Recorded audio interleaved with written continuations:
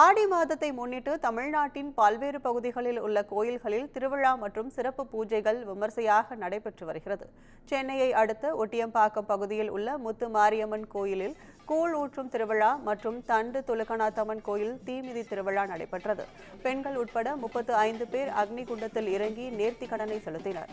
மேலும் கிரேன் மூலம் ஆகாயத்தில் பறந்தபடி அம்மன் சிலைக்கு மாலை அணிவித்தும் வழிபாடு நடத்தினர்.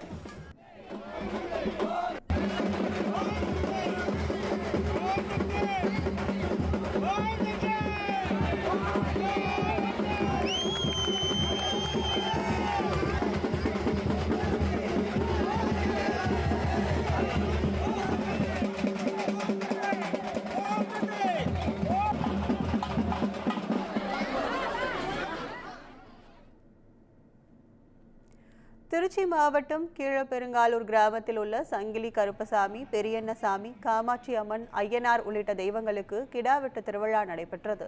13 சமுதாயத்தை சேர்ந்த மக்கள் ஒன்று கூடி 108 கிடாய்களை வெட்டி சிறப்பு வழிபாடு நடத்தினர். அப்போது கோயில் பூசாரி 5 அடி உயர அரிவாள் மீது ஏறி நின்று பக்தர்களுக்கு அருள்வாக்கு கூறினார்.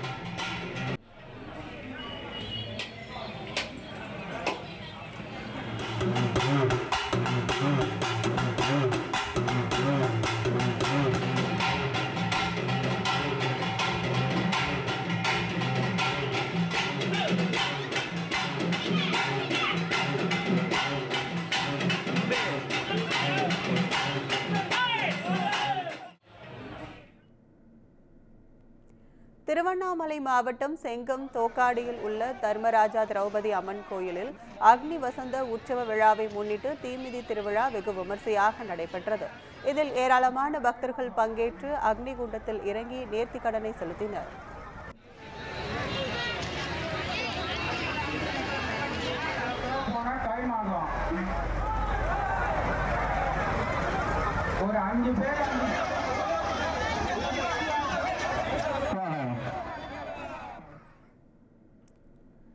கரூர் மாவட்டம் நெரூரில் உள்ள அக்னீஸ்வரர் கோயிலில் நாத உற்சவ திருவிழா வெகு விமர்சையாக நடைபெற்றது. தொடர்ந்து நாதஸ்வரம், தவில் வித்வான்கள் கலந்து கொண்ட இசை நிகழ்ச்சி நடைபெற்றது.